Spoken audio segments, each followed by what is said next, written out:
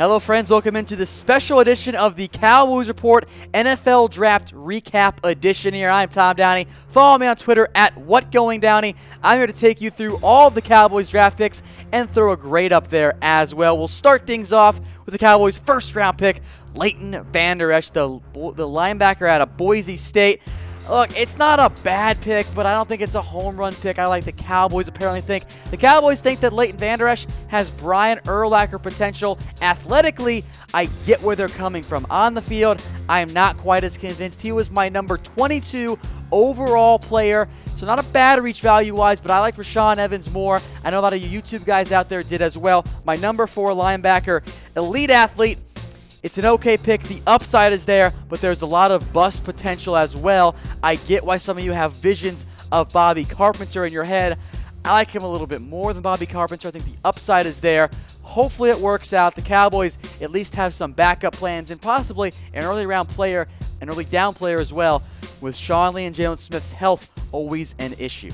On to round 2, and this was by far the best pick the Cowboys made in the 2018 NFL Draft. I absolutely love Connor Williams, the tackle out of Texas. I have him as a tackle. He's going to play guard for the Dallas Cowboys. Undersized arms, but a great athlete. Plays mean, he plays nasty. You guys are going to love this guy when he's pancaking guys at the left guard spot. I had him at number 19 overall. I'm just going to pretend it was Connor Williams in round 1, Leighton Vander Esch in round 2, and then we're talking. We got a nice little draft going right there. Short arms, injury had a down year. He was the best lineman left on the board. Cowboys got lucky. One of those interior guys fell to them.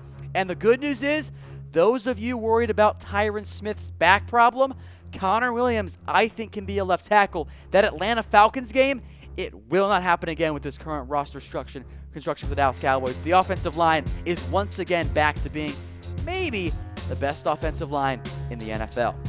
On to round 3, Michael Gallup. Solid value, but not elite value.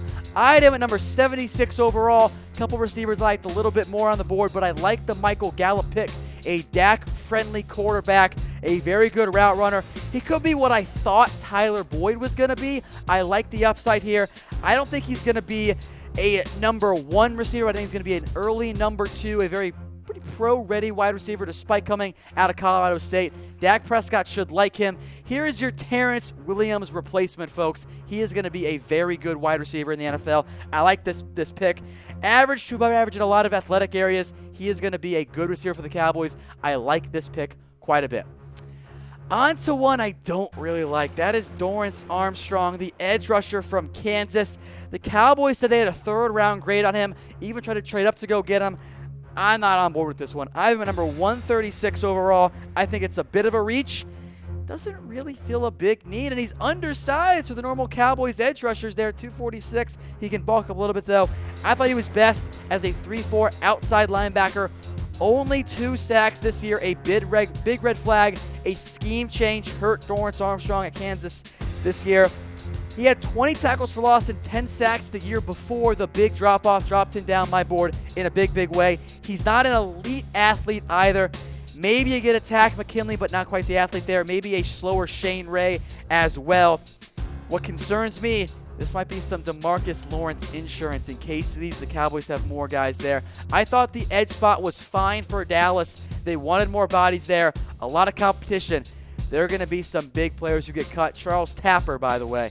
I don't feel great about his future as a member of the Dallas Cowboys. All right, I'll go to round 4 again here. Dalton Schultz, the tight end out of Stanford. Look, guys, I know a lot of you love Rico Gathers, but I've been telling you for weeks now, the Cowboys are not as high on Rico as we saw in the preseason game. They have concerns about Rico being the option at tight end. I think Dalton Schultz might be a starter in year 1 for the Dallas Cowboys. He is a very Cowboys tight end. He's not going to be a burner downfield. He doesn't have the athletic upside of a Rico Gathers, but he's a solid athlete overall.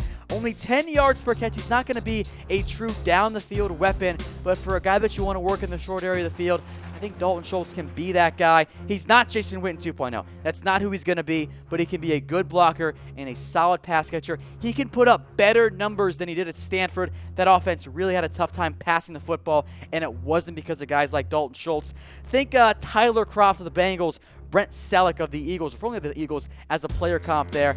I think right now, and I hate to say it, guys, I know you guys aren't going to like this, Rico Gathers right now, I think, is at the bottom of the depth chart, behind guys like Blake Drowan, behind guys like Jeff Swaim, and now behind Dalton Schultz. Was a bit of a reach on my overall big board, number 154, but he was by far the best tight end left. I am okay with it. It fills a big need. Top tight end on my board. I think it's a good pick for the Dallas Cowboys.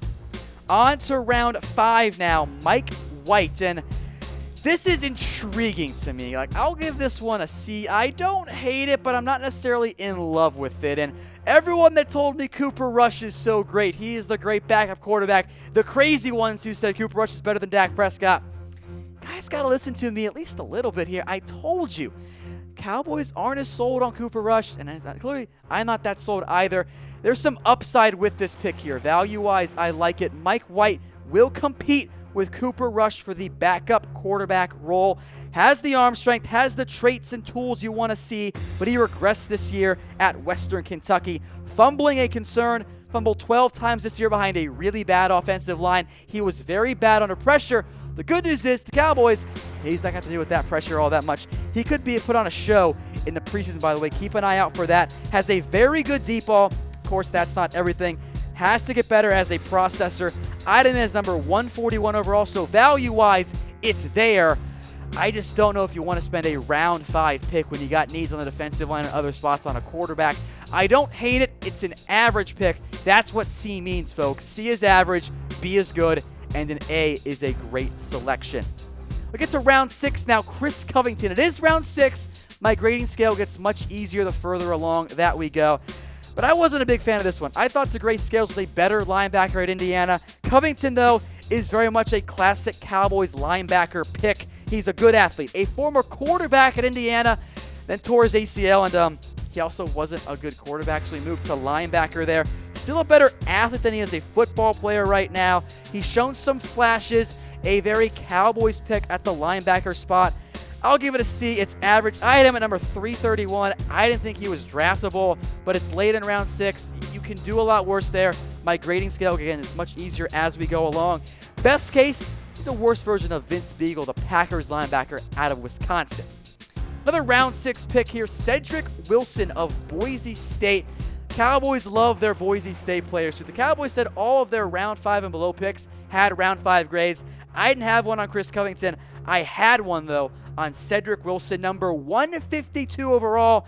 The value was absolutely worth it. My number 16 wide receiver could be a Chad Hansen type for the Dallas Cowboys. He's not really a burner, a 4.55 40-yard dash, but he's got the size and does very well tracking the ball and winning those jump balls. Strength, got to get better. A little undersized at 6'3", weight-wise. For those of you that love Bryce Butler, this is your Bryce Butler replacement type player. He can do a lot of good stuff deep downfield for you as that potential vertical threat, despite not being a freak athlete necessarily. I would not be surprised if Cedrick Wilson beats out Deontay Thompson for one of the last wide receiver roles on the Dallas Cowboys roster. This is a good pick there in round 6. Got value.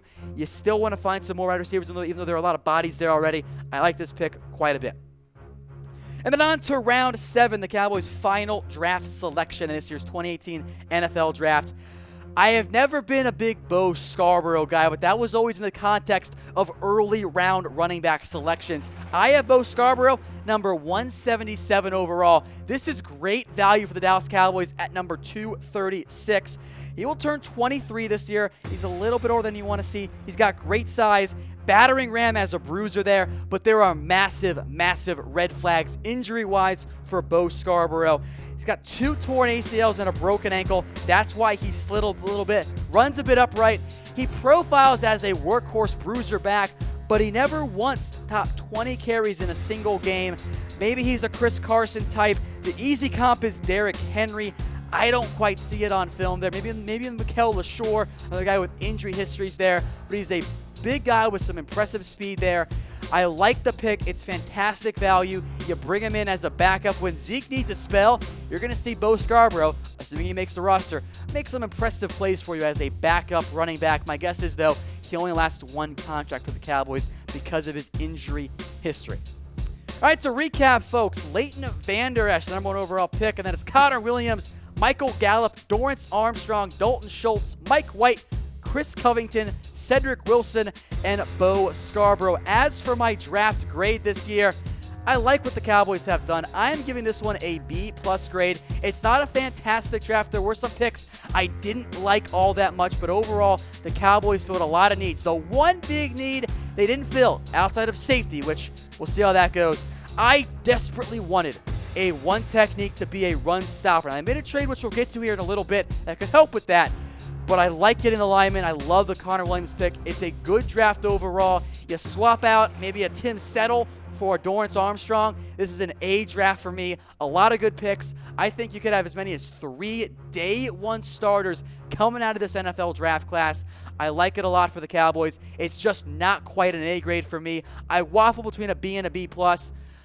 Maybe the trades here helped out a little bit, but I do want to know from you guys, what would you grade this draft class? I am curious what you guys think. Again, I gave it a B+ in the B range.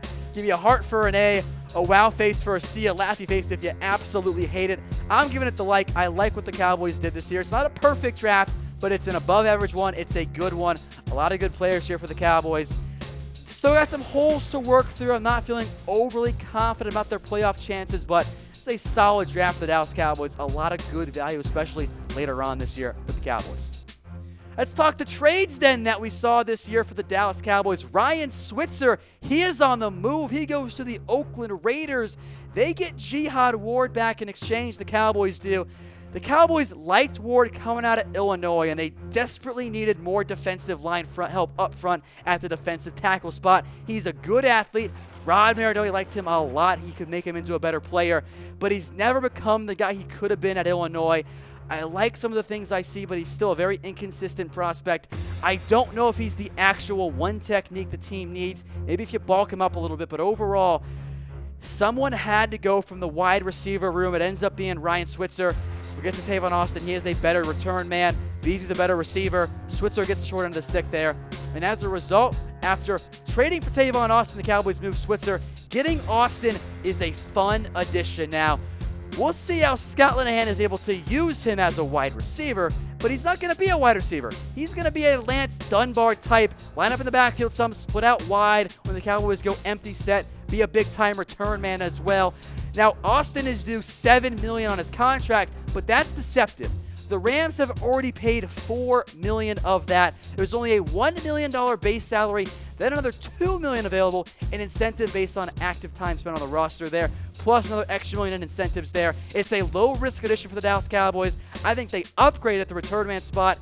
If Linehan can use Austin correctly, that's where I like the option here. I hope that Linehan does. There's some speedy playmaking there. Get the ball in his hands. Let him do some fun things.